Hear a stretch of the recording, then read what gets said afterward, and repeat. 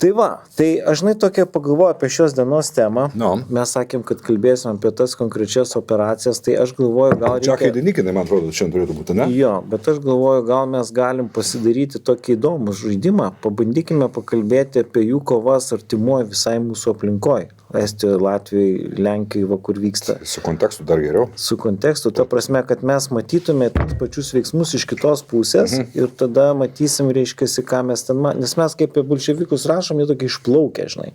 O iš tikrųjų ten yra labai konkrečios jėgos ir ten yra tos jėgos, kurios yra tokios motyvuotos ir ten daug ką gali padaryti, kaip kokie Latviai. Ir gali būti visiškai nemotyvuoti suvaryti žmonės, kurie jas neperina kitą pusę. Tai yra, žinai, daug garsių žmonių, kurie perina kitą pusę iš sovietų kariuomenės. Ir iš mūsų kariuomenės irgi perina į pusę. Čia dar tas toksai laikas, žinai, kad mes tada matytume, kaip tas pilietinis karas, žinai, paveikia tos žmonės, ką jie mato, žinai, kur ten chaosas. Valdai pirmin, mes jau visą tai jau eterį, jau tą... Nu, tai gerai. Kaip introdukcija temos. Geriau nebūna, tai klausom įdėmiai. Tai va, tai, žinai, aš galvoju, kad bendrai tas bolševizmas yra jaunesniai kartai labai sunkiai suprantamas. Kas tai per daiktas. Ir kada mes kalbam apie tą raudonąją armiją, kuri ten tuo metu dar tik tai, sakykime, tokiu pusiau formavimuose stadijoje, ypatingai 18 metais, tai ji yra sudaryta iš tokių kelių svarbių komponentų. Tai yra žmonės, kurie yra su ta karu susiję savo kažkokia tai lūkesčiais, jie kažkur tikisi, jie gal atėjo iš žemutinių gyventojų sluoksnių ir staiga čia jiems susidaro sąlygos pažibėti ir jie tada stengiasi, darosi ir tie žmonės yra tas visas labai garsusis tų politinių darbuotojų ta kategorija, zampolitais tie vadinami, kurie reiškiasi jau tenai buvo priskirti prie kariūnių vadų, kurie buvo, to režimo atrama, patikimi žmonės, lojalūs tokie. Tai šitas institutas visą laiką sulaukia tokios pašaipos ir dažnai žmonės galvoja, kad kam čia tokia nesąmonė, kažkokie tai indoktrinieriai. Bet kada vyksta kova už žmonių sielas ir kada tie žmonės yra labai neišsilavinę ir ten iš tikrųjų reiškiasi visą laiką jie turi tokius pasirinkimus perbėgti pas priešą, nes tai yra vis tik pilietinis karas ir tu ten, žinai, gali būti toksai dalykas. Tai tada jie, reiškia, jie tiesiog būtini, nėra kito varianto. Ir čia yra viena iš priežasčių, dėl ko Raudonoji armija kariavo geriau negu visos kitos. Dėl to, kad vyko toksai... Sapšau, visos kitos, tai baltųjų atskiros grupuotės, tą turime? Ir tai ne vien tik taigi baltieji kariavo. Taigi kariavo ir estai, ir Latvijai, ir estai, ir Lenkai, ir lietuviai. Supratau, bet aš tai, kadangi pilietinis karas, tai tada gaunasi, kad mes pripažįstam, tai, kitaip sakant, legitimuojam Rusijos imperiją ir to nesinorėtų. Mes nelegitimuojam, bet mes tiesiog žiūrime iš jų pusės. Gerai. Kaip jie mato šitą reikalą. Nes jie sako, visi čia imperialistai, žinai, ir ta tokia doktrina eina. Ir ta doktrina, aišku, netitinka ten realybės. Ir tie žmonės, kurie tenai jau labiau pasigilinę, jie čia supranta, kad čia melas ir taip toliau. Bet masiai tas tinka. Ir ką Putinas dabar daro, jis iš esmės naudoja tos pačius metodus. Meluoja per akis, varo tokią propagandą, kažkokius reiškia, bet ta propaganda yra suderinta su tų tamsių karių, nepatenkintų, nelaimingų ir tuo pačiu jie net neturėjo vilties kažką laimėti. Pavyzdžiui, jeigu mes paimsim pirmo pasaulinio karo Rusijos kariuomenės kareivius, tai ko jie tikėjosi? Ką jiem galėjo duoti pergalę? Nieko jiem nedavė. Tiesą sakant, jų gyvenime ten visiškai, jie ten kaip tokie galvijai suvaryti. Tai ten gal tik tai kai kuriuose vietose, kur žinai, ten kažką pavyksta jiem padaryti, ten techninėse srityse, kurie turi kažkokį ryšį su tais karininkais, tais puskarininkais, tai tie gal ten truputėlį kitaip žiūri, bet arba tie, kurie paskui tie nacionaliniai dariniai susidarė Rusijos kariuomeniai, reiškia 18 metais ir 17 metų pabaigoje, tai jie kažką tai reiškiasi dar turi, o visi kiti, tai ką, jie masiai, žinai. Ir štai su ta mase dirba šita propaganda, žada jiems tenai tam tikrus dalykus ir tiesą sakant, ne vienas jų ir iškilo. Tų sovietinius karvedžius, jeigu pasižiūrėti, didžioji dauguma antro pasaulinio karo Rusijos generolų yra iškilę pilietinio karo metu, jie vis ten dalyvavo. Ir jie padarė karjerą tokių Raudonojoje armijai. Tai ir karininkai, bet ir tie politiniai vadovai, kurie ten veikia. Tai čia yra dalykai, kurie reikia suprasti jų tą mentalitetą, kad jie girdi tai, ko jie nori girdėti, jie pateisina juos, paaiškina, reiškia. Ir to karo metu sakykime, Raudonoji armija turėjo daugiau tos motyvacijos akivaizdžiai negu baltųjų kariuomenė, kuri neturėjo idėjos.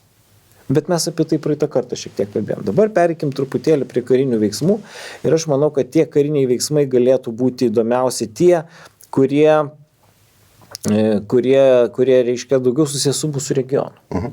Nes karo veiksmų teatrai buvo labai platus iki tolimųjų rytų, iki pat Vladivostoko, ten Sibire vyko nemažai tų karinių įvykių ir gal net ir pati pradžia tas Čekoslovakų to korpuso, reiškia, ten susiformavimas Sibire, nu jisai buvo kaip ir pradžia 18 metų pavasaris, reiškia, kada jau ten prasidėjo tas pilietinis karas, kiek jie ten yra tas žinai, veiksnys.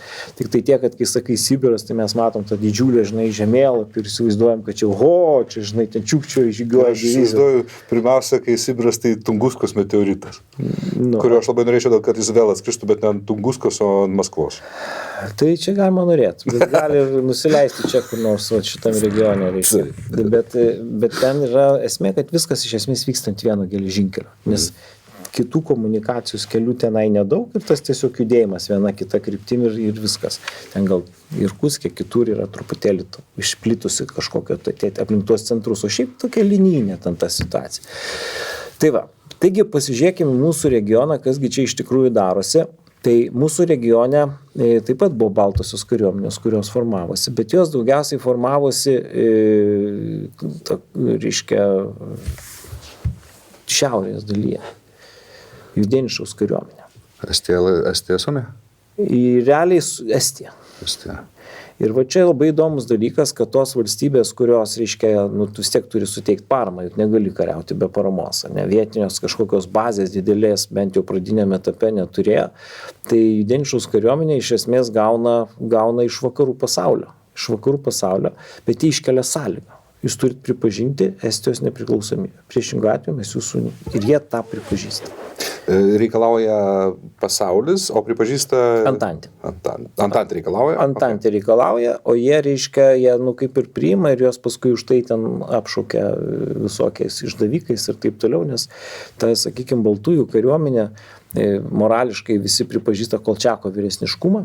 Vis tik žengia tą svarbų žingsnį, kad galų galė, bent jau nominaliai, nes jos komunikacijos tos kariuomenės praktiškai neturi, jokios ten bendrų pastarimų kažkokių ten labai nepadarysi, tai realiai daugiau taip nominaliai, bet pripažįsta, kad Kolčiakas yra vyriausias ginkluotųjų pajėgų vadas. Supreme leader. Ir jie, tiesą sakant, jeigu jie būtų laimėję, tai ten caro giminė, kaip ten būtų, reiškia, bet jau būtų toks aiškus vadas. Jie turėjo tą suvokimą ir ten Judenišus pasakė, kad aš remiu Kolčiaką. Štai Lietuvoje, pavyzdžiui, tuos, reiškia, bermontininkus vadindavo kolčiakininkais. Čia originalus pavadinimas šaltiniuose taip sakydavo, kad kolčiakininkai, tai jie yra reiškia, tokie jau tie baltieji. Nes realiai, reiškia, jeigu mes pažiūrėsim Šiaurės vakarų armiją, ką mes vadinam, reiškia, bermontininkai šiandien, tai jie irgi nominaliai pripažino, kad pripažįsta Kolčiako. Čia buvo toksai, žinai, būtinas dalykas, kaip Lietuvoje kilęs sukilimas, buvo sakoma, kad tai yra Kosciuškos vadovavimas sukilimas, nors realiai kilo jis Lietuvoje ganėtinai nepriklausomai. Bet taip turi būti, žinai, kad būtų visiems aišku, už ką kariauti. Tai va, tai ta kariuomenė čia, reiškia, susikūrė, bet kadangi pripažįsta Estiją, tai Kolčiako ir visų tų baltųjų generolų mąstyme Rusija buvo nedaloma. Jie, ta prasme, net ir diskusijų tokių nekėlė, kad čia dabar turėtų būti kažkaip kitaip, tai čia jo kariuomenė veikia, ir natūraliai svarbių faktorium tampa Estų kariuomenė.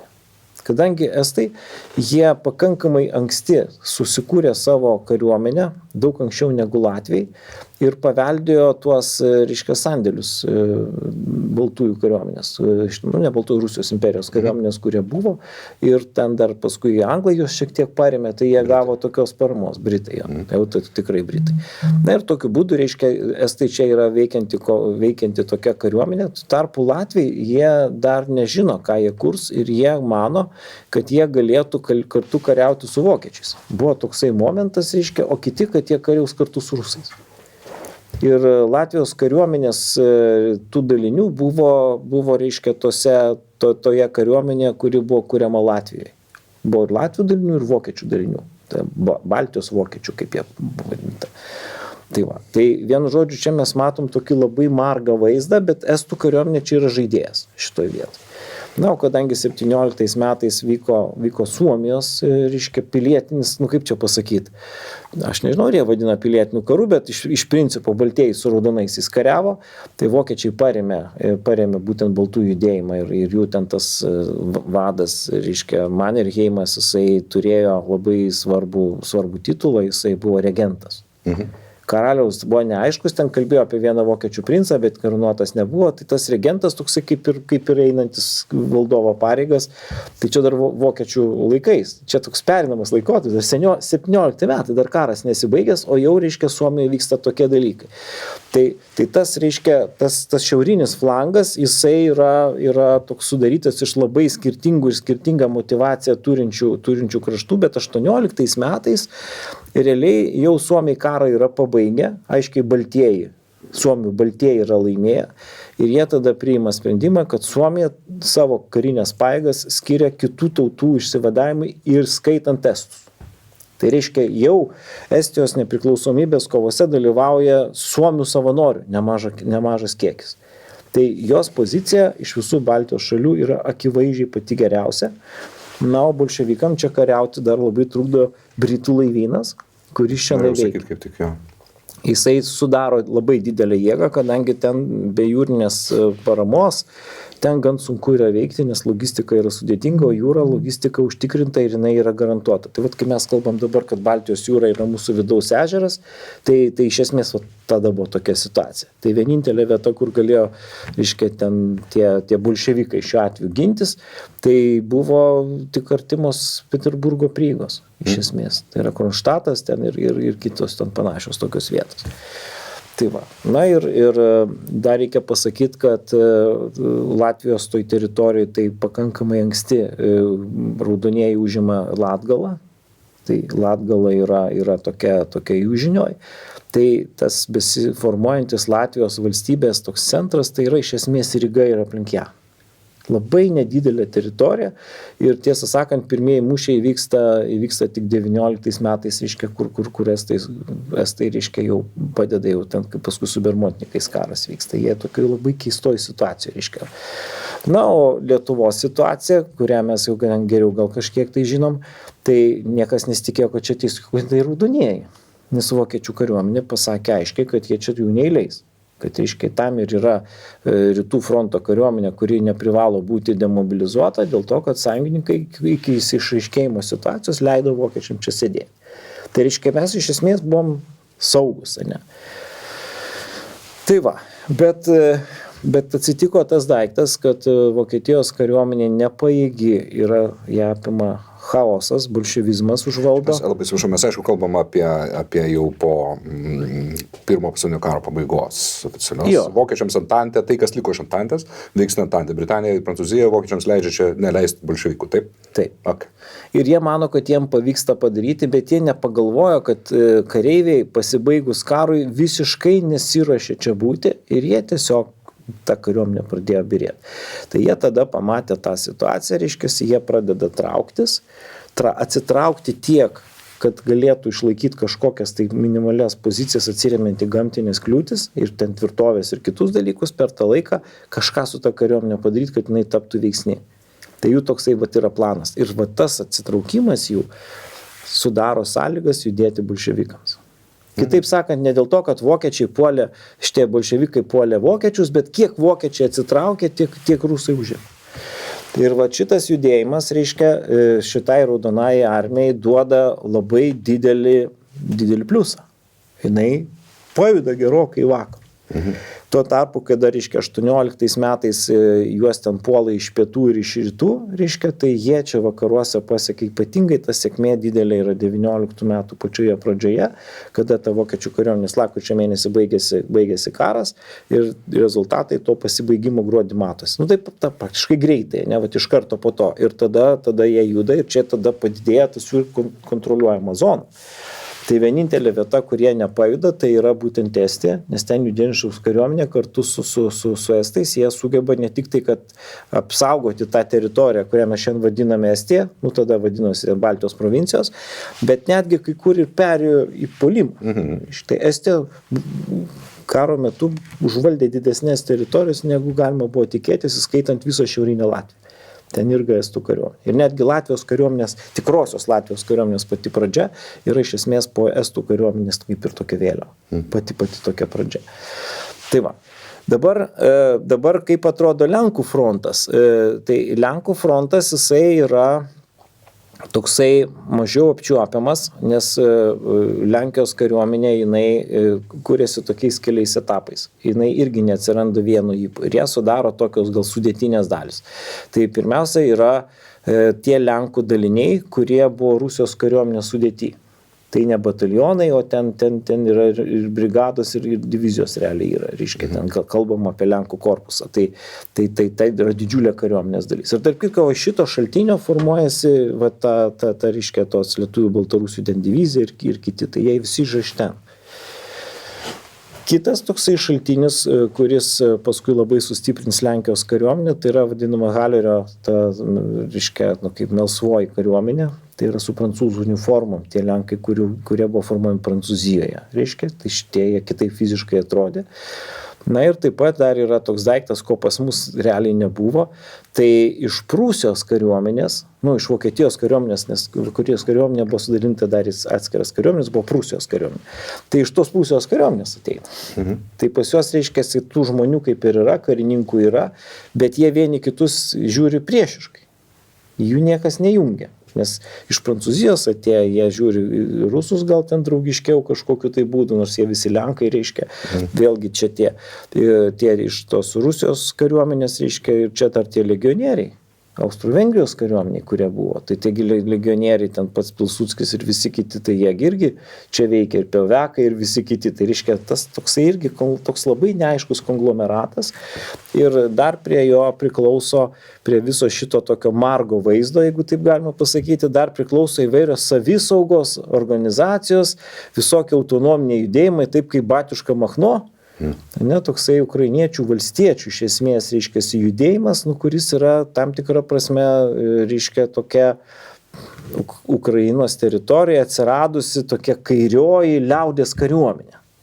Bet tokių panašių organizacijų čia yra labai, labai daug ir Lietuvoje, mes žinom, Perlojos, ten Respublika ir kiti, tai čia tipiški tokie dalykai. Tiesiog žmonės tam chaose turi save apsaugot, susirenka, paskui jeigu jiem ten pasiseka, tai jie tada dar užima kažkokias teritorijas ir visas tas sudėtingas labai vaizdas besiformuojančios situacijos pasibaigus Pirmam pasauliniam karui, iš tikrųjų jisai reiškia yra šito karo veiksmų teatras.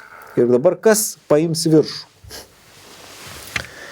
Tai viršų ima tas, kas stipresnis. Tai sąjungininkai bando šitą visą ansamblį koordinuoti iš vieno centro ir yra atsiunčiama speciali misija, kurios tikslas yra čia kažkaip tai viską tą padaryti, kad tarpusavį nesimuštų, kad vykdytų kažkokios tai užduotis ir taip toliau.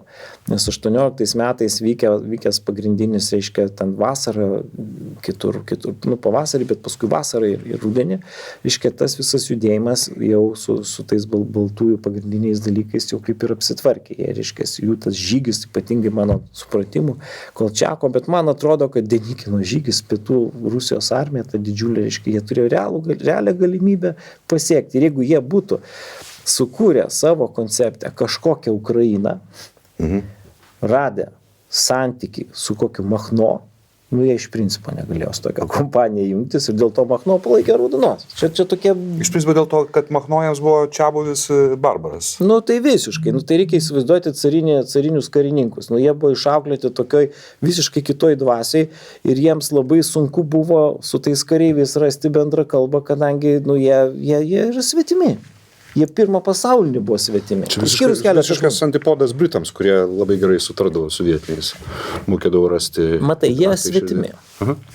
Jie svetimi, jie iš šalies, jie žinai, kažkokie tai, o čia tai savi. Ir ten, žinai, ten man mužikas neaiškins, žinai, iš tos serijos. Šitos laikysenos, tokios baltųjų laikysenos mes galim, pavyzdžiui, Plechavičiaus elgesį matyti. Ne, nu, kažkokia, aš bajoras čia man tie mužikai neaiškinsiu, ne, aš ten, nu, kažkas tokio.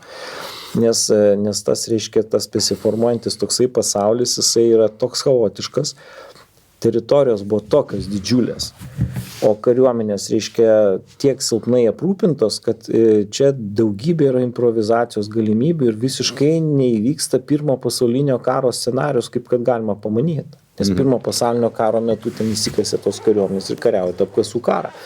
Čia niekas labai įsikasti negali, skyrus keletą pasirinktinų vietų, todėl kad yra labai dideli plotai ir labai mažos kariuomenės. Nes tos, pavyzdžiui, 18 metų kariuomenės, nu, tai jos nėra labai ten milžiniškos, ten ne milijoninės jos yra, ten yra keliasdešimt tūkstančių žmonių ir jau kažkokia didelė jėga, reiškia. Ir ten netgi, jeigu ir visi po raudonosios kariuomenės, reiškia, vėliavom dar eina, tai dar klausimas, kiek jie ten lojalūs ir už ką jie ten yra, žinai. Nu, ta prasme, yra toksai laikotarpis. Ir šitam laikotarpį, kokiagi kariuomenė pasidaro pati pagrindinė, pati kaip pagrindinė kariuomenė tampa kavalerija.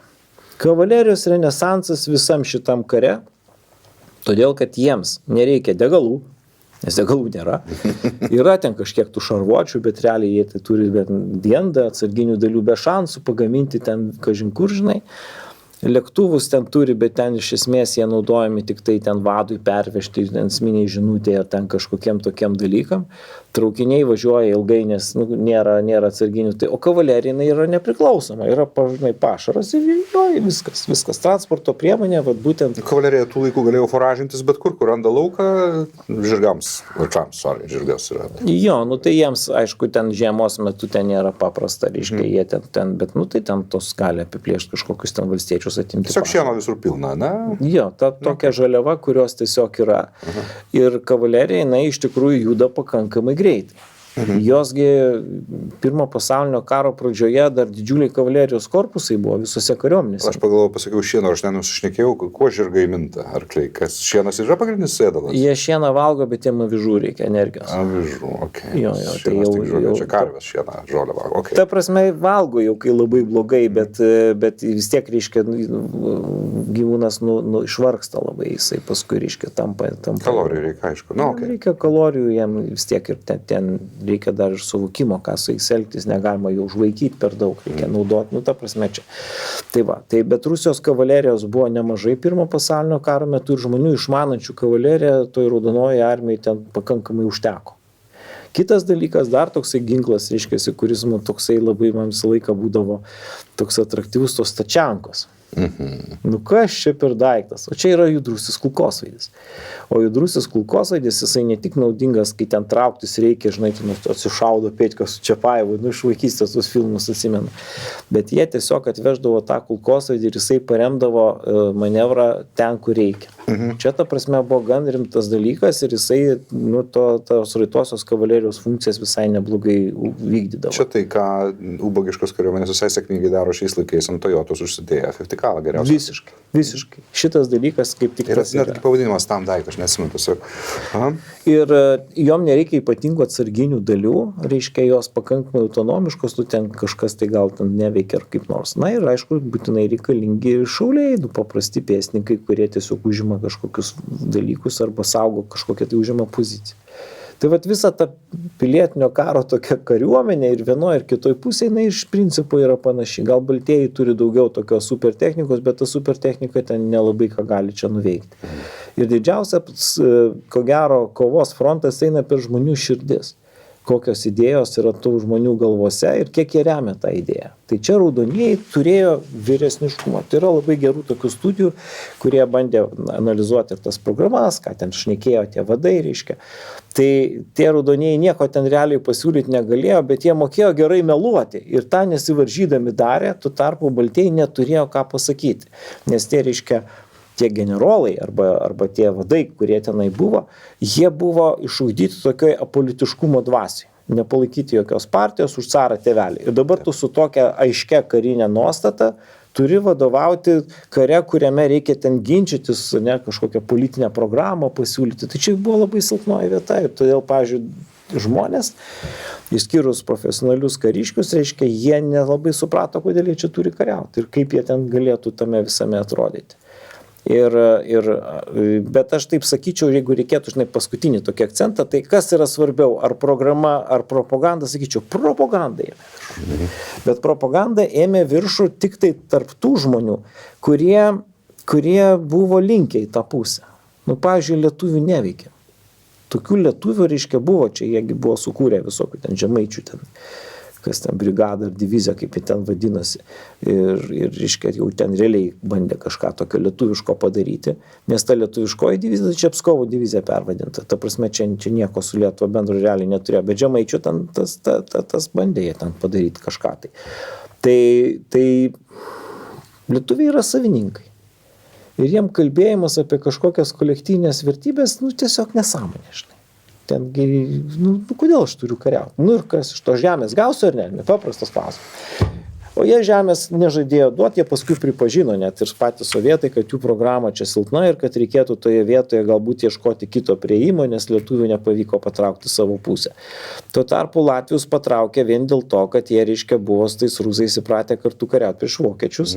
Ir tas agrarinis klausimas, kuris, reiškia, yra čia labai svarbus šitų kovų atžvilgių, jisai jiems nieko gero nežadėjo, nes jeigu laimės vokiečiai, ar ten, sakykime, Latvija, kurios sudėty yra vokiečių daliniai, nes tai pradžiai atrodė ta Latvijos kariuomenė, tai grįž ponai atgal į vietą ir jie toliau bus mužikais. Ar tais, reiškia, iš esmės valstiečiais. Tai raudonieji, kurie sakė, kad išdalinsim ūkius ir visą kitą, tai jiem daug daugiau groja. Tai va. Ir dabar šitoj kovoj, reiškia, kada jau prasideda tie kovos veiksmai čia mūsų regione, pagrindinės kovos vyksta 19 metų, reiškia, pradžioj, tai pradžioj čia gan nemažus plotus užima, bando įgyvendinti kažkokią savo politikas, jie čia nelabai ką pasiekia, ir paskui reiškiasi, kaip jos reikia išstumti.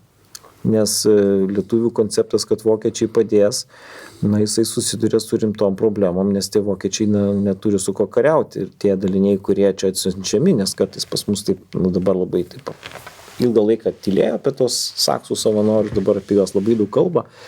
Bet reikia suprasti, kad tie kariai gynė vokiečių interesus. Čia labai reikia aiškiai suprasti, nes daug kas galvoja, kad iš meilės Lietuvai jie tą darė. Jie dar gaudavo algą, nepamirškime, merkantilinis buvo aspektas svarbus. Iš Lietuvos vyriausybės. Bet ten realiai buvo pusė vokiškų pinigų, pusė lietuviškų. Okay. Taip skambėjo tie nuostatai ir dar tos lietuviškus pinigus jaučiu tie patys vokiečiai paskolino. Nes, tai greičiausia, net iš kur tu tos paimsi, taigi mokesčių sistemos dar nėra. Tai tokiu būdu, reiškia, ten tas mokėjimas, bet jisai kur buvo sėkmingas, reiškia, nes čia tos bangos buvo. Pirma banga buvo tų vokiečių, reiškia, baigėsi karas, einam namo, gyvensim kaip prieš karą, grįžo, darbų nėra, pilna vyrų, kurie, reiškia, visokių sužeistų ir visa kita, tu niekam neįdomus. Karo pramonė stoja, civilinė neįsibėgėjo, čiagi baisus po karo būna tokios duobės, reiškia. O ką tu moki? O tu kariaut, nieko daugiau nemoki. Nes jeigu išėjo per 4 metus, tai praktiškai ten tie pirmieji, kurie kariavo didžioji dalim žuvo, tai realiai grįžo į karą tie, kurie buvo pašaukti kariuomenę 16, 17 metais ar 18, tai jie, reiškia, tie žmonės, nieko jie nemoka.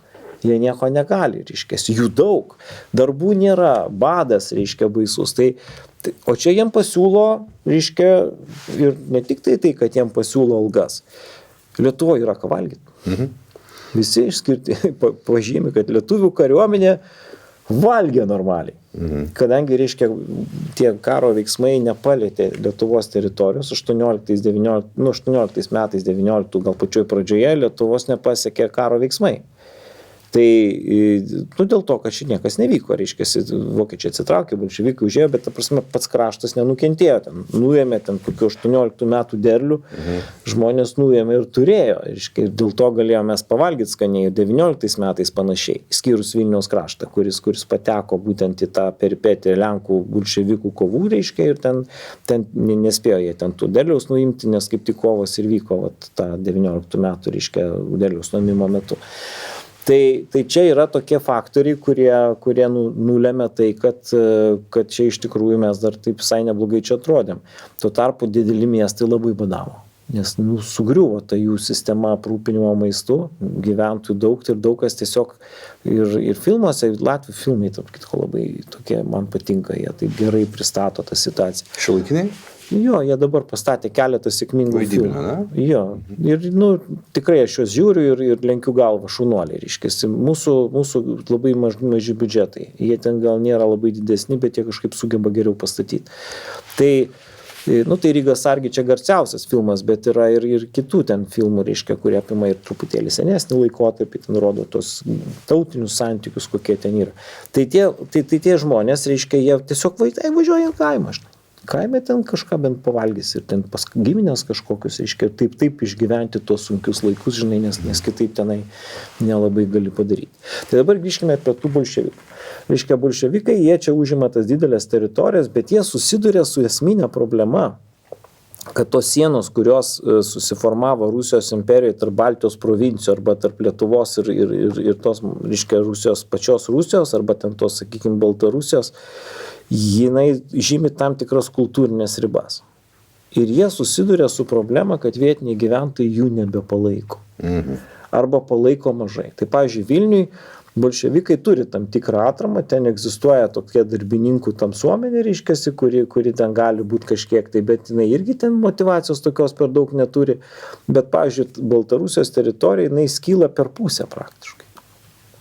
Vakariniai daly, reiškia, kaip ir labiau vakarietiškos tokios pozicijos, o rytiniai, jinai tokia kaip Rusija, labai panaši.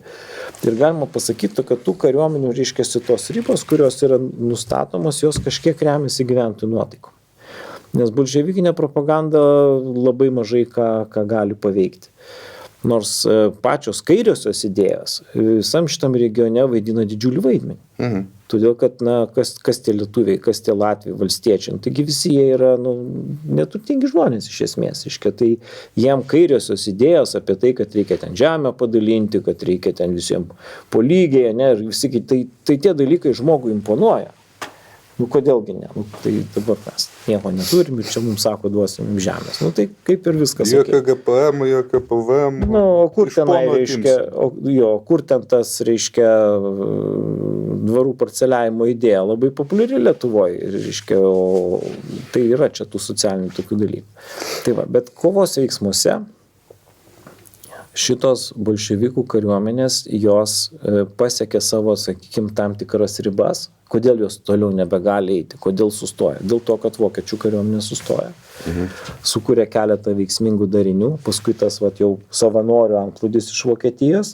Eikim ten, kur mes, žinai, ten tas garsusis yra geležinės divizijos atsiradimas, kur reiškia tie Vandergolcas čia, reiškia, kūrė 6 rezervinį korpusą, pavesta saugot Vokietijos sienas iš esmės. Jie padaro sutartį su Latvijos vyriausybė, kad tie, kurie kariaus už Latvijos nepriklausomybę, gaus žemės. Ir jie tada sako, vyručiai, yra žemės čia. Čia gal rojus, žinai. Rojus, mes čia gal kažkaip. Tai ten tauta pasirašo ir ateina geležinė divizija, tai čia ne šiaip sau kas nors, tai yra vokiečiai, kurie tikisi Latvijai gauti žemės. Ir kada Latvijos vyriausybė pamato, kas čia per kompaniją, žinai, Jėzus Marija, žinai, žinai, jie tada ten perina į estų pusę ir ten kuria tą savo kariuomenę, kiek jie ten sugeba, žinai, ir ten ieško visokios paramos ir tada gina tą Rygą, jie tada motivacija atsiranda kovoti, žinai, nes taip iki tol tai arba jie po bolševikų vėliavą. Tai va, bet mes apie tai kažkada kalbėjom, kai kalbėjom apie nepriklausomybės kovas. Bet bolševikų kariuomenė, reiškia, kada peržengia tas ribas, jinai supranta, kad jai toliau žygiuoti nėra labai didelio pagrindo, motivacijos nėra. Tai tuo metu kituose frontuose ten yra labai daug problemų ir jie stabilizuoja tas pajėgas, reiškia. Ir tada yra galimybė juos mušti. Tai va tas 19 metų pavasaris yra turbūt pats sunkiausias laikas viso pilietinio karo metu rusams, tiems raudoniesiems. Nes jos puola iš visų pusių, jie nežino, ką čia galima labai daryti ir ten, tiesą sakant, per plauką išplaukia.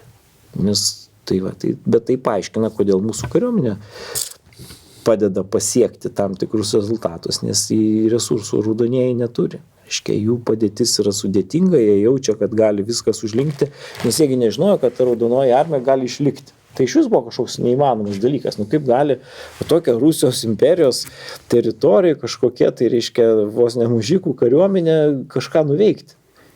Tai kalbant tokiom, mūsų galvose, pavyzdžiui, tokia NATO, Europos Sąjunga, tai tokia jėga kažkokia yra, ir mes taip, o čia Rusijos imperija, tai atrodė neįmanomas dalykas, kad jinai subirėtų ir staiga, reiškiasi, jinai tampa kintamuoju, o tas, reiškia, kintamasis kažkokia bolševikinė revoliucija, perversmas iš esmės spalio, kaip jie ten vadino, jisai staiga materializuojasi kažkokią valstybę. Tai čia labai sunku buvo patikėti, kad taip gali pavykti, nes atrodė, žinai, pasaulis imsis, žinai, čia veiksmų, o tas pasaulis negali imtis veiksmų. Nes mesgi, kada kalbam apie tą Rusijos pilietinį karą, tai reikia įsivaizduoti, kada baigėsi pirmas pasaulinis karas, tai ir prancūzai grįžta namo. Ir britai grįžta namo, irgi nėra darbo, reiškia daugybė socialinių problemų. Plius, reiškia, kol čia visi kariavo, tai padėtis tenai ir kolonijose, reiškia, pajudėjo į vieną ir kitą pusę. Ten Afrikui, pavyzdžiui, ten Britai prarado daug teritorijų, vokiečiai ten išplėtė savo ribas, žinai. Ta prasme, jų visų valdžia taip pabirėjus, tai reikėjo viską atstatyti, ne viską atstatė. Aišku, ten, kadangi laimėtojai, tai galėjo ką nors padaryti. Ten, pavyzdžiui, amerikiečių pasiūlytas principas tautų apsisprendimo teisė, ką reiškia Britų imperijai tautų apsisprendimo teisė. Suprantate, tai ten tarp jų didžiausios įtampos, ką jūs šnekat nesąmonės, koks tautos, reiškia. Gerai jam tam Wilsonui šnekėti, kai jam tas nepavojinga, kadangi ten sumišai visi gyvena, žinai, o čia tiesiog skaldė imperijas į gabalus, tai jie čia turėjo, žinai, visokiais būdais dėrėtis ir dargi buvo daugybė tokių teritorijų, ten kaip kokie nors artimieji rytai, žinai, kur ten dar aiškinusi, kas kieno ir dar ten reikėjo susitarti ir dar konkurencija didžiulė tarp Britų ir prancūzų, reiškiasi, kas valdys kurią teritoriją ir kas dabar, žinai, dėl grobio. Tai va, tai čia tas, Paryžiaus taikos konferencijos metais realiai vyksta tie veiksmai. Paryžiaus taikos konferencijos pradinis toks aktas yra priimamas 19 metų birželį. Kaip tik tuo metu, žinai. Čia viskas vyksta tuo metu ir iš kur jie dabar siūs jėgas prieš raudonuosius kariauti, kai jau jie demobilizavo kariuomenę ir ten lieka tik tai nedidelė visokių resursai, ginklų tik tai daug turi, nes po karo, žinai, lieka labai daug, nes dar ten gamina, dar ten kaip būna. Tai va, tai ten, pavyzdžiui, Britų pagrindinis interesas, o kaip dabar jiems sunaikinti vokiečių laivyną, žinai. Tai jie rūpinasi, jie ten paima tą laivyną, reiškia, parsiveža ir stovi, o ką su juo daryti? Ką daryti? Išlaikyti? Neįmanoma. Ką jie vokiečiai laivai plaukia? Tai prasme, jie ten sprendžia, ką daryti su tuo laivynu, o ten sėdi vokiečiai ir žiūri, žinai, va taip į tave. Ir dabar gal ką jie ten viduje verda, žinai. Ir čia tada viskas veikia, ta Baltijos jūros, reiškia, ta Britų ir prancūzų paskui eskadra, reiškia, jinai seka politinius procesus ir žiūri, kaip čia pasiekti tuos politinius tikslus. Kai aš galvoju, karininkui tokias užduotis vykdyti, man teko skaityti, žinai, kai tą nagrinėjau, žinai, tą karą su bermontininkais, tai paskaitinėjau Lietuvos vyriausybės gaunamas depešas, kokios ateina. Tai man tik tai prakeikimas buvo ta prancūzų kalba. Aš jos nežinau, žinai. Tu tiesiog pasieki savo galimybių ribą, žinai. Ten kažkaip bandai versti, bet labai sudėtinga. Tai ten tiek jėgų veikia, žinai. Ten toks koncertas, toks chaosas, žinai. Ir tam chaose, ta raudonoji armija, reiškia, jinai kažkokiu būdu sugeba bent jau nesubirėti. Nes labai greitai maištai prasideda raudonųjų pusėje. Ir yra toksai 21 metų berods Kronštato matrosų maištas. Tai ten, reiškia, dar ta raudonoji armija važiuoja pas saviškius, dar ten, tai ką reiškia Kronštatas. Tai yra tvirtovė, kuris saugo įplaukimą į tą, žinai, kaip sakydavo, revoliucijos lopšį. Tai tam lopšį ten bet kas gali atsirasti, žinai. Tai bet tos visos kitos kariuomenės yra silpnos. Ir dėl to tam didžiuliam chaose, reiškia, nepavyksta daugiau pasiekti, negu pavyksta. Ir jiem pagrindinis dalykas yra kontroliuoti vidinę situaciją. Aš, kaip pagalvoju, kas ten vyksta, dar paskaitai kokių žmonių atsiminimus, kaip jie ten keliauja, kaip jie ten bando ką nors daryti, kaip ten pereina iš vienos kariuomenės į kitą. Ir atsimenu Teodoro Ringardo atsiminimus, kurie yra nuostabus ten išėjo. Skiriu tą knygą. Bet žinok, aš kai skaičiau, neįmanoma, kaip žmogus gali ten vienoj kariuomenėj, reiškia, kadangi technikos minų karą išmano ir technologijų, jis reikalingas vienoj kariuomenėj. Taukš ten vieną valdžią pakeitė, kitą sako, tu gal atei, vis tiek neblogas vyras. Nu, ką daryti, o valgyti reikia. Nu, tai vis tiek kažką tai kariuomenė duoda. Nu, tai perina į kitą valdžią. Nu, pas Raudonosius jau neperėjo, reiškia. Nu, bet tai ten paskui jisai pas kuris ten paskui pas Denikiną, paskui pas Vrangelį, jau ten Kryme dar sėdėjo. Nu, jau paskui finalas jau išplaukė į Stambulą, reiškia, nes jau niekur daugiau nėra kur, nes tas paskutinis, reiškia, pasipriešinimas žygimas. Karjerą baigė Lietuvoje, mes apie tą patį kalbam. Tai jo, bet tai ten pasitas gyvenimas. Nu, tai prieš tai, taip, be abejo. Nu ir ką, ir ten tas Vrangelis laikosi Kryme, bando, bet tai ką tu Kryme išsilaikysi? Tai nėra vilties. Tu neturi. Kas tas Vrangelis? Kerčės tilto nėra. Okay, jau ką. Ten tas įvašas ten nėra labai pavojingas, bet reikalas tas, kad, pavyzdžiui, Vrangelio politinė idėja visiškai neaišku, jis yra, reiškia, Baltijos baronas. Vrangelis. Nu, Salosgi Vrangelio yra, reiškia, ta pati giminė. Nu, tai čia turbūt kapitono Vrungelio nuotykiai, tai aš jaučiu čia pakeitė vieną raidę, reiškia, kad būtų ne tai baisiai. Nu, tai va. Tai šita komanda, reiškia, jinai iš principo nebeturi vilties, laikosi, nu, ir ką, ir evakuojasi, paskui viskas. Tai gerai, kad turkai jam padeda, reiškia, nes priešingų atveju ten būtų iš vis neaišku, kur dėsis, nes tų baltųjų pilna Europą, kur jam dėtis. Tai jie paskui tokie ieško savo vietos ir kaip tik daug kas randa vietos ir Lietuvos, ir Latvijos, ir Estijos kariuomenė, iš tų rusų, sakykime, iš tų ukrainiečių, nu, kurie neturėjo kur grįžti. Dabar su ta Ukraina, man tai visą laiką įdomus dalykas ir kiek aš ten besidomėčiau to jos veiksmais, kas ten vyksta, reiškia, šitam regione, tai man vis tiek iki galo sunku suprasti, todėl kad tai labai permaininga. Ukrainos teritorijoje atsiranda bent kelios kovojančios jėgos. Viena yra, sakykime, Petliūros veikla, tai yra iš esmės Lenkų remiami ukrainiečiai, kurie prieš tai buvo vokiečių remiami ukrainiečiai. Paskui, reiškiasi, tenai yra tas atamanas Koropackis, kuris gal arčiausias būtų mūsų įsivaizduojamam tokiam modeliu, pas kurį tarp kitko ir buvo, reiškia, Teodoras Ringardas ten tarnavo jo toj valdžioj. Atsiranda tie raudonieji, Batiuška Machno dar veikia, reiškia, ir dar veikia ten kai kuriuose miestos dar Silaipinės, kokiu nors ten, nežinau dabar, kas ten valdė, prancūzai, kas ten stovėjo, reiškia, buvo kurį laiką ten, man Odesoj, kurie ten buvo. Nu tai va, tai toksai va chaosas, ne, ir va tam chaose man tie žmonės, kurie išėjo, jie turėjo labai ypatingą atsparumą raudonai propagandai ir raudonom vėliavom. Aš įsivaizduoju tuos mūsų karininkus, kurie matė, kurie dalyvavo tuose veiksmuose vienaip ar kitaip. Ir kai jie čia pamatė, žinai, 26 metais raudonas vėliavas Laisvės alėjoj, tai man visiškai aišku, jie supranta, kas čia vyksta. Ir ten palauk nėra, reiškia, ten reikia juos versti. Ir čia aš suprantu to perversmo vidinę logiką, reiškia, kad, nu, palauk, čia ateina. Kiek tai buvo realus pavojus, kiek nerealus pavojus. Aš šitų dalykų negaliu čia pasakyti, nes nesu to laikotarpio ten didelis tyrinėtojas, bet aš tiesiog suprantu tos žmonės, kurie perėjo per šitą chaosą. Ir tie pistoletai, kur pas juos prie šono, jie ne šiaip savo yra. Grigaliūno Glavackio atsiminimuose jisai tenai aprašo tokius, keletą tokių epizodų, kada, reiškia, ten kažkur taip randa du, kaip jisai sako, bolševikėlius, kurie akivaizdžiai čia ateina žvalgyti situacijos. Ir jūs pakiša po Nemuno ledu. Nu ir žinai, o ten, sako, o kairieji tenai tuo metu užėmė svarbės vietas, Leževičius, žinai, Galvanauskas, tai jie ten, ką, kodėl, taigi čia žmonės, gal čia kokie nors, žinai, visai normalūs. Tas jis sako, čia. Tarp kitko, jo biografija apie Pirmą pasaulinį karą yra labai daug tamsos, nieko nerašo. Nu, tai yra kažkas nešvaraus, tai, žinai, nemėgsta apie tai pasakoti. Nu tai va, tai žinai, tai taip elgėsi, toks tas pilietinis karas ir tas visas chaosas ir dar ten Leninas su savo kažkokiais, žinai, tekstais, kurie ten sunkiai suprantami ir ten pagrindinis dalykas, kas juos, ką jie atsimena ir kas paskui istoriografijai sovietiniai, kad tiesiog ta bolševikų kariuomenė pasakydavo tokius vajus, šūkius, visi į kovą su Denikinu. Ir jiem, nu, aišku, kad va, su tuo jie turi kariauti. Tai tokie šūkiai be tokios platesnės programos. Ir aš paskui prisimenu, kaip Aleksandro Suvorovo skaičiau toks menas laimėti nauką pabiždati, kuris kareiviams yra parašęs knygą.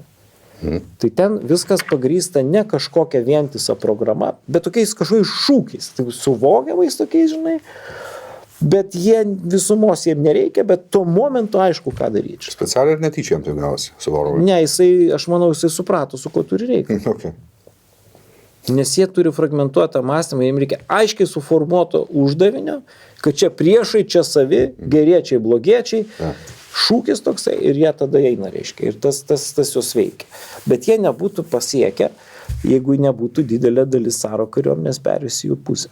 Ta prasme karininkų, nes jiems tiesiog reikėjo išgyventi, o kur jiem trauktis į vakarus, o kas ten jas laukia, reiškia, ten nėra kur dėtis. Tai skaito apie 80% karininkų perėjo iš imperatoriškos kariuomenės.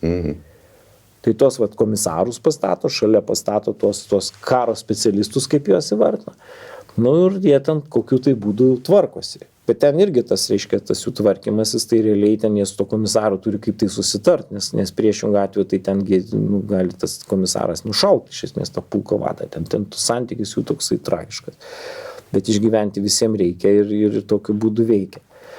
Tai tas karas jisai yra labai įdomus ir jo pamokos yra labai įdomios, kad, reiškia, iš esmės pergalę atnešė ne kažkokios karo technologijos, ne ten dar kažkokie tai tokie sprendimai, bet ta propaganda ir ten minimali vadyba, kuri ten buvo reikalinga, kad tą dalyką daryti. Klaida, klaidos, resursų daug, resursų žmogiškųjų daug, o materialinių yra labai riboti dalykai, bet tu gali tiesiog atimti, žinai, niekas nepasiskūs.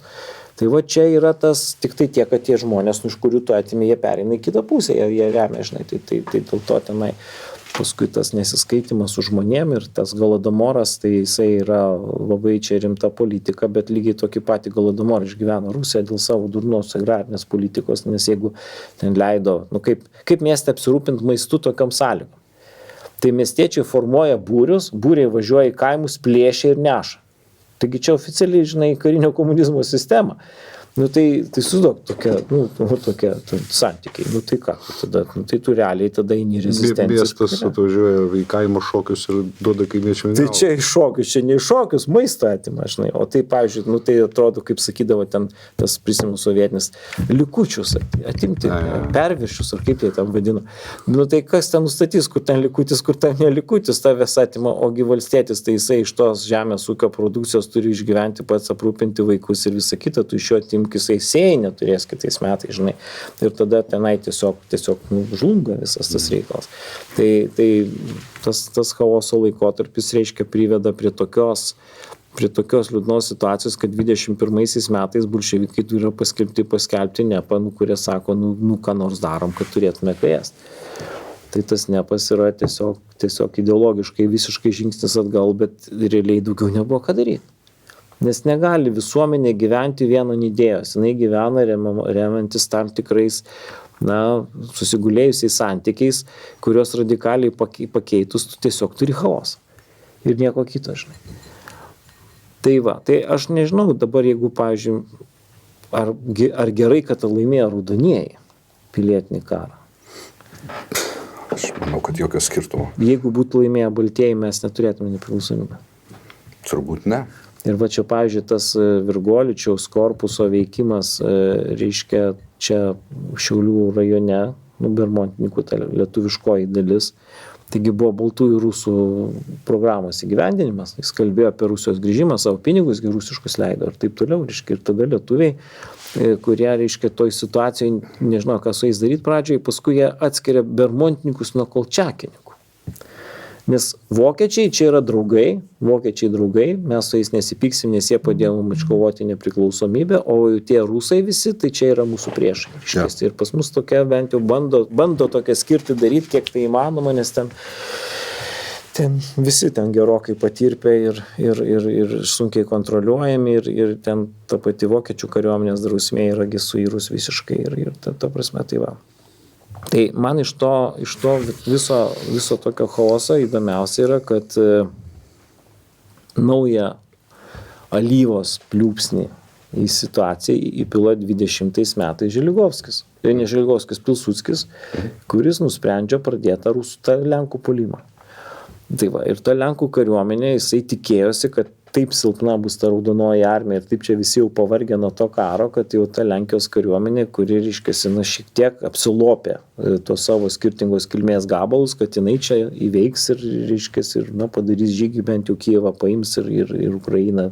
Kitaip sakant, jisai įgyvendino savo valstybės viziją taip, kai jisai įsivaizdavo. Pagal tą viziją tai turėjo būti iš esmės senoji valstybė, Lenkų lietuvių buvusi, kuri dabar Lenkija yra, ten lietuviai turės kažkokią autonomiją, kad vis dabar čia tokių, žygių, nes ten paklausė jisai ten pas anglus prancūzus, jie ten taip aiškiai neatsakė, ar čia gerai, ar čia blogai toksai projektas, tai jis tiesiog realizavo ir labai sugadino jų planus, jiems reikėjo pabaigti karą.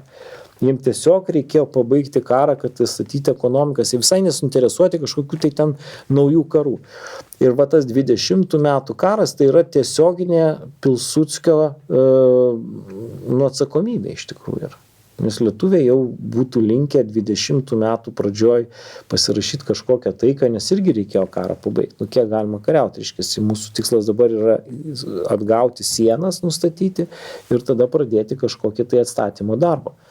Tai tas planas čia labai visiems pakišo koją, ir tiesą sakant, privertė mus dar kartą kovoti už savo nepriklausomybę. Tai va čia yra toks dažnai žmonės nežino, nes, pavyzdžiui, susirinkęs steigiamasis Seimas, arba ten vyriausybė realiai dar iki to, sumažino kariuomenę. Karas baigėsi, viskas ten, Daugpilio fronte, ten sėdėjo ten kažkiek tai tų dalinių, jie po biškis ten sausio mėnesį baigėsi, realiai Lietuvos kariuomenės karas, Latviai su Lenkai susijungė ir nebebuvo prasmės ten mums sėdėti. Tai atrodė, kad viskas karas baigėsi, mes jau čia laimėjom, laimėjom, nelaimėjom, bet jau galim pereiti prie valstybės kūrimo. O čia va iš naujo visos tas dalykas. Ir va dabar, kasgi atsitinka, reiškia, kada Lenkai puola, tai jie tą lengvai Kijevą užvaldo, turėti savo tam tikrą atramą. Bet būtent šitas veiksmas, nežinau kiek čia teisybės, suvienija rusų pajėgas, baltų ir raudonųjų. Dabar baltieji sako, čia šito negalima leisti. Čia toks, susivienija. Tas Rusijos imperijos viršus paima. Ir nepaisant vertinimų, kad viskas čia labai blogai, bolševikų kariuomenė, Lenkijos kariuomenė suduoda smūgius. Ypatingai esmė yra kavalerijos reidai iš sparnų. Ir ten buvo toks Gajaus tas korpusas, kuris spaudžia. Ir 7 kartus bando Lenkai kažkokias formuoti gynybinės linijas ir jiem nepaeina. Nėra kaip, nes kavalerija apeina, tu neturi kur dėtis, gynyba tiesiog traukiasi, bet koks bandymas ten labai rimtai priešintis, jisai susilaukia tokių gana didelių išbandymų ir, pavyzdžiui, įdomus mūšiai keli, kurie įvyko, tai Nemuno aukštupyje, kuris dabar kur Baltarusijoje yra tas Nemunas. Va ten bando jie gintis prie upės, kažkiek stabdyti tą judėjimą ir, sakykime, iš visų tų gynybinių operacijų be nesėkmingiausia šita operacija. Ir Žiligovskis ten buvo, kaip tik jisai ten parodė tam tikrus gebėjimus, reiškia, ten yra tos analizės Lietuvoje neanalizuotos, nieks nežino apie mūšių. Tai tokios stabdomos iš esmės kautynės ir nepavyksta jiems sustabdyti nei vieno iš tų linijų ir tada bolševikai priartėja prie Varšuvos. Ir tiesą sakant, priartėja prie galimybės padaryti pasaulinę revoliuciją, kadangi Lenkija vienintelė kliūtis, nes Vokietija yra chaose, visiškam chaose. Ir čia dabar toje vietoje reiškia tas visą laiką, tai kas yra to plano autorius. Nes yra visą laiką dvi nuomonės. Vieni sako, kad čia talentingas Józefas Pilsudskis, kiti sako, kad čia generolas Veiganas, kuris buvo priskirtas Antantės tokių patarėjų. Ir manau, kad atsakymas yra ko gero ir tas. Jie ir vienas ir kitas veikia, nes prancūzai buvo baisiai užsiūtę ant Lenkų už visą šitą, reiškia, už visą šitą pradėtą tą karą. Prarado kreditą, nes pas mus yra stereotipas toksai, kad prancūzai visą laiką remia Lenkus. Nebuvo taip. Jie buvo visiškai nesiskaitę su Pilsudskiu. Ir tiesą sakant, būtų buvę mielai parėmę jo konkurentą, jeigu toks būtų atsiradęs, bet ten tokio tinkamo veikėjo neatsirado, nes, sakykime, ta Lenkų vadovybė, kuri buvo civilinė, kuri sėdėjo Paryžiaus taikos konferencijoje, reiškia, tai ten buvo politiniai Pilsudskio priešininkai. Ten Movskis Romanas buvo ir kiti, o pavyzdžiui, toks konkurentas pačiam Pilsudskiui realiai buvo toksai Dovbor Musnicki. tokiu pavardė, labai tokia lenkiškai skamba. Vardas kaip šnus skamba, pavardė tai kaip lenkų. Žinai, kaip skamba, čia ir lietuviška pavardė, čia Daubaras. Okay. Musninkų Daubaras. 16 amžiuje į Lenkiją ten patekusi ryškiai palenkę, nežinau, ten būdų, bet čia yra lietuviškai, jie tarp kitų turėjo lietuvišką. Tai jis buvo rimtas konkurentas, nes buvo to Lenkų korpuso vadas, reiškia, Rusijos kariuomeniai, bet nepaėjo jam tas reikalas, reiškia, Pilsudskis laimėjo tą kovą ir laimėjo didžia dalim dėl to, kad 19 metais jam pavyko tą sėkmingai suorganizuoti kontrpuolimą ir atsikariauti Vilnių. Tai čia 19 metų tokios kovos, reiškia, prie Vilniaus. Tai tokiu būdu, reiškia, tas Varšuvos stebuklas, jisai sustabdė tą bolševikų puolimą, nes bolševikai tiek įsijautė į tą puolimą, kad, reiškia, pėstininkai atsiliko nuo kavalerijos ir realiai negalėjo jokių tvarių užkariavimų padaryti, nes bolševikai tikėjosi, kad jau šito varymo metu jau ten galutinai palūš, bet atsilaikė Vyslos linija.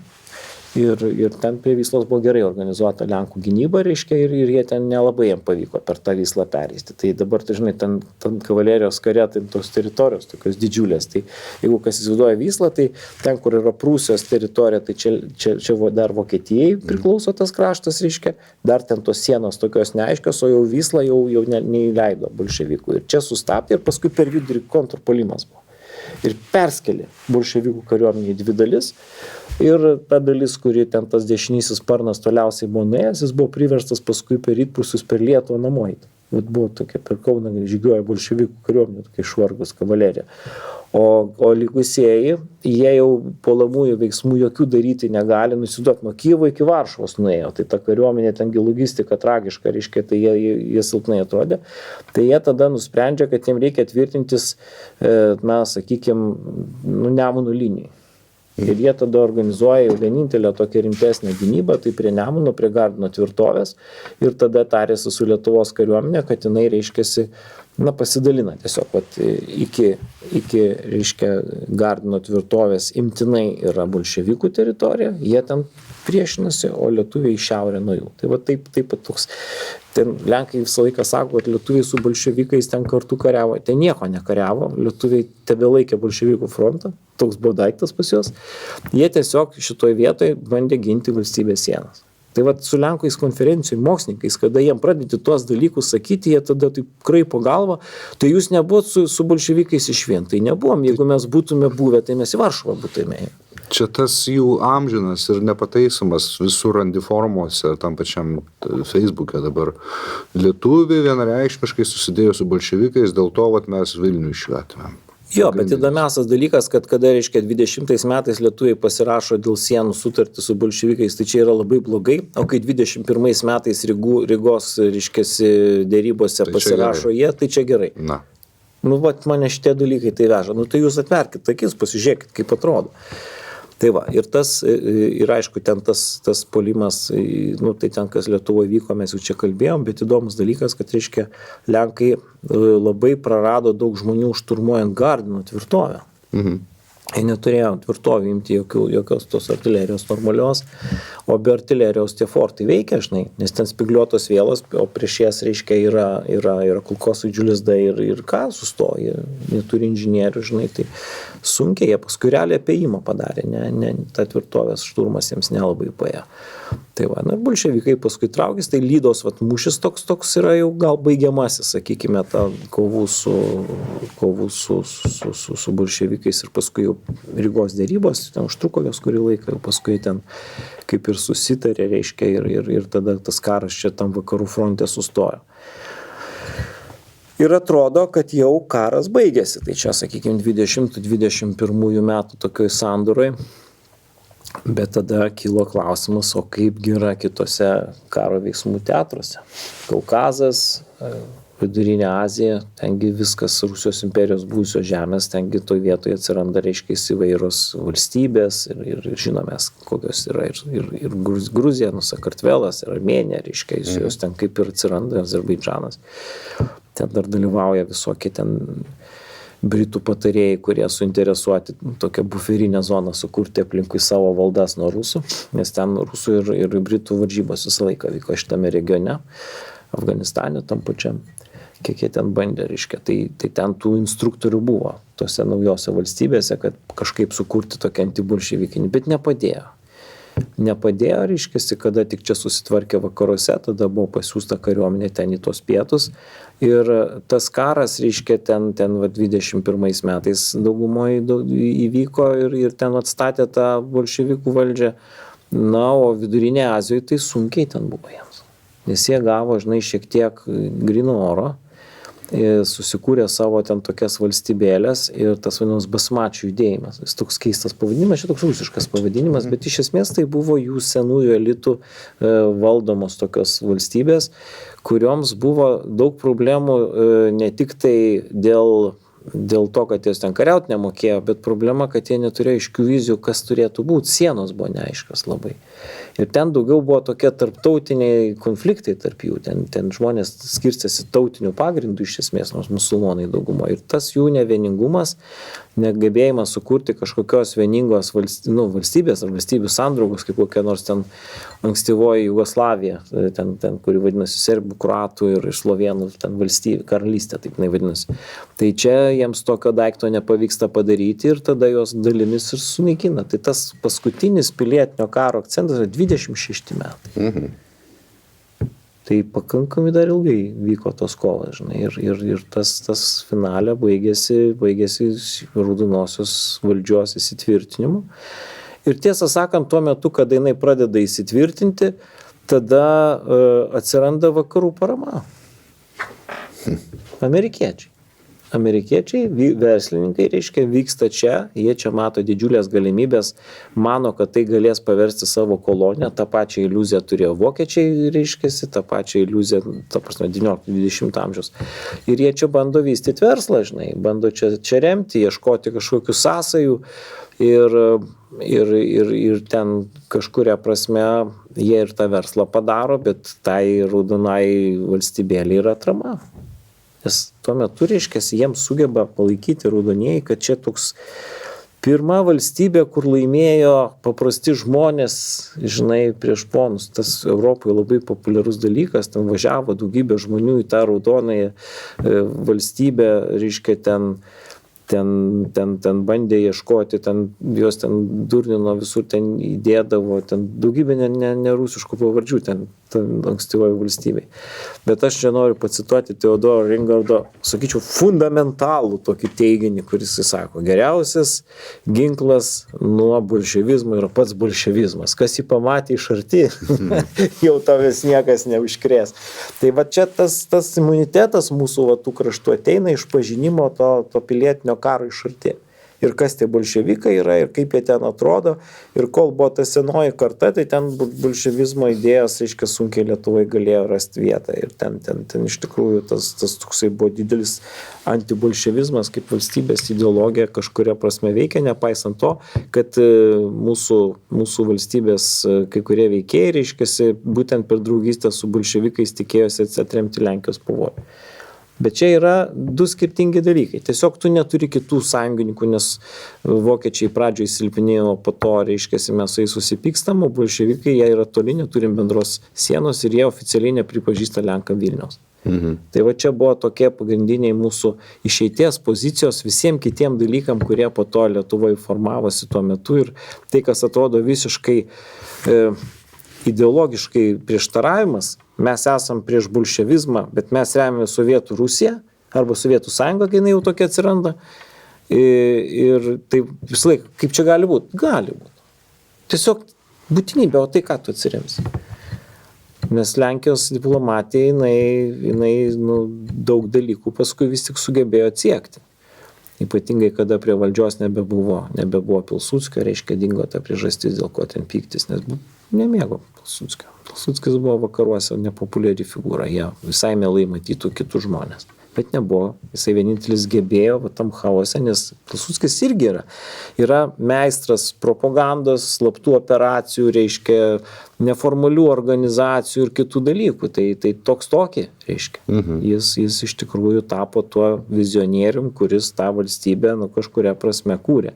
Ir jau jo paskui pastumti nebuvo įmanoma, kaip ir Mannerheimo neįmanoma pastumti. Nesvarbu, kad ten krašto vadovybė perėjo kitiems žmonėms, bet Mannerheimas kaip moralinis toksai, reiškia, žmogus, kuris išvedė tautą per tą chaosą ir tas seklumas. Mozė.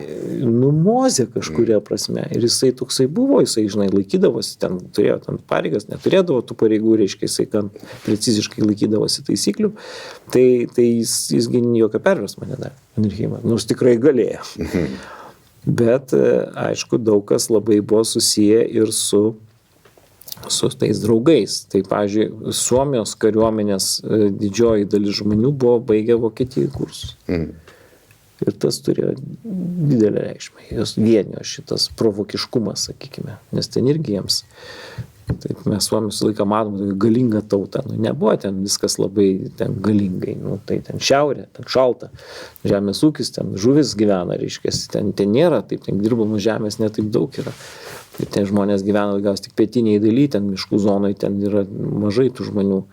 Tai va, bet jų ta valstybė pakankamai sėkminga buvo dėl to, kad nusistatė reikalingus prioritetus. Jiems buvo gerai, kad jie žinojo, kad pavojus jų laukia tik tai iš rytų. Sėkmingai išsprendė su švedais klausimus, sakyčiau. Ir mano supratimu, tas pasaulis, tų naujųjų valstybių atsiradimas, jisai buvo didžiulis šito regiono progresas. Nes net jeigu ir yra, pavyzdžiui, Lenkų ypatingai tarpe, taip kalbama, kad čia sugriovė žemėvaldą, ten prarado dvarininkai dvarus, ten tas dvarų parceliavimo visas vajus. Bet tai niekur nevedė. Nes tokia žemės struktūra su baudžiava vienokia ar kitokia, reiškia su tais stambiais ūkiais, mano supratimu, jinai nedavė tos kūrybinės energijos ir neleido pasiekti to rezultato, kurią pasiekė tos naujosios valstybės per labai trumpą laiką.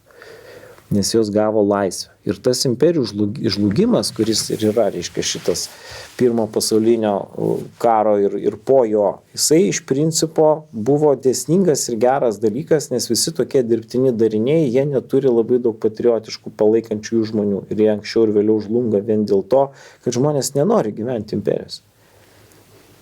Bet kada išsivaduoja iš tų imperijų ir kada jau ten sukuria tas savo valstybės, joms labai dažnai sunku sukurti tvarias sistemas. Ir čia tada tie judėjimai tokie kaip nacionalsocialistai, kaip komunistai, reiškia fašistai ar kokie nors kiti, jie yra, jie stipresni, reiškia. Ir visi tie etapai, kurie išgyventi buvo po pirmo pasaulinio karo, jie buvo dėsningi. Ir tik tai tada, kada, reiškia, tie totalitariniai, sakykime, režimai, kada jie susikuria, nes totalitarinių režimų kūrimo procesas tai nėra tik tai Hitlerio ar ten Stalino ar ten Lenino darbas, bet, pavyzdžiui, pagrindiniai dalykai yra išdėstyti Liudendorfo knygoje Totalinis karas. Apie totalitarinę valstybę jisai kalbėjo kaip įsiektiną rezultatą. Tai ta idėja gimė tų žmonių, kurie buvo vėlyvajame karo etape galvose. Ir tik buvo realizuoti paskui, reiškia, jau tam tikrų darinių. Tai dabar jau gal visiškai artėjant prie pabaigos, aš taip norėčiau pasakyti, kad mes kartais, sakydami čia gerai, o čia blogai, mes kartais nesuprantame, kad gali būti, kad įvairių nelaimių priežastis yra tai, kad yra sugriaunamos kažkokios tradicinės struktūros. Ir pradžiai kažkokį efektą tarsi pasiekė, o paskui tas, reiškia, sukelia labai daug kokių komplikacijų. Ir kol tos visos komplikacijos kažkokiu būdu neišburbuliuoja, būna toks pakankamai nestabilus pasaulis. Aš nemanau, kad antras pasaulinis karas buvo neišvengiamas, bet tam tikrą prasme kažko turi persirgti. Persirgti totalitarizmo ta liga, žinai. Ir dabar jo tarsi nėra, tarsi demokratinės valstybės, ta pati Rusija, rinkimai kokie tai vyksta.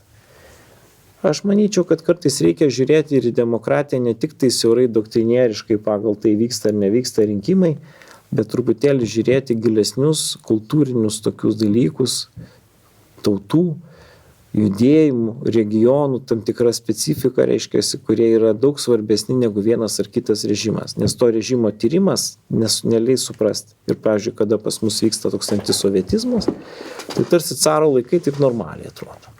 Bet taigi daug ką perėmė. Tie režimai turi panašumo, tas imperializmas yra ir ten, ir ten. Ir dėl to jį reikia tirti, reikia suprasti ir tą, reiškiasi, kai kurių mūsų vakarų sąjungininkų garbinama, reiškiasi, 19 amžių, kad ten irgi nebuvo gerai, nes tai buvo tautų kalėjimas. Na, rusų nacizmas, kaip pavadinsi, ar carinis ar komunistas? Nacizmas gal ten imperializmas beveik geriau, žinok, apibūdinti tos dalykus. Ten nacizmas tai ne visai. Ten gal juodašimtininkų judėjime galėtume tą dalyką išvelgti. Tam laikotarpį mes skiriam tos du tokius užsiėmimus, o galim dabar apie tą totalitarinius režimus, reiškiasi, pašnekėti, nes nežinau, ar tai atitinka pilietinio karų, žinai, mūsų teorijas, bet logiškai būtų labai gera seka, kaip iš to pilietinio karo, to chaoso, reiškiasi, kaip atsiranda, sakykime, tie totalitariniai režimai. Nežinau, ar mes apie juos šnekėjom, bet jie yra to paties reiškinio tolesnė seka. Čia turbūt būtų Italija, Vokietija, ne? Jo. Ar mes šnekėjom? Aš neatsimenu, mes kalbėjome apie Veimaro kritimą. Kažkas lyg tai buvo, bet man atrodo, kitoj temai buvo paliesta. Pasiaiškinsim šitą. Nes tai yra reakcija, totalitarnis režimas yra reakcija į chaosą. Žmonėm yra geriau, kad tegul ateina kažkokia viena aiški valdžia, kuri parodytų kryptį, negu gyventi žlungančių vyriausybių, ekonominių krizių, reiškia ir visokius kitokius dalykus, kurie buvo sukelti Pirmo pasaulinio karo. Nes, pavyzdžiui, mes dabar kalbam Rusijos karas su Ukrainoje, kaip aš jį vadinu, nes Ukraina prieš Rusiją nepradėjo karo, tai čia yra truputėlį kitaip atrodo ir Ukraina oficialiai nekariauja prieš Rusiją, jeigu ką. Tai jeigu tas karas ten kažkokiu būdu pasibaigtų, tai visi tie baisieji reiškiniai, jie dar bus po to. Niekur nedings. Nes kyla daug prieštaravimų, kurie reikalauja kažkokio sprendimo, o atsiremti būna kartais nėra į ką. Okay. Ir mes to matomės, nepamiršk sekančią savaitę. Taip. Penktadienį. Rašysim anksčiau, aišku. Aš to labai. Ačiū, Žilviną. Iki.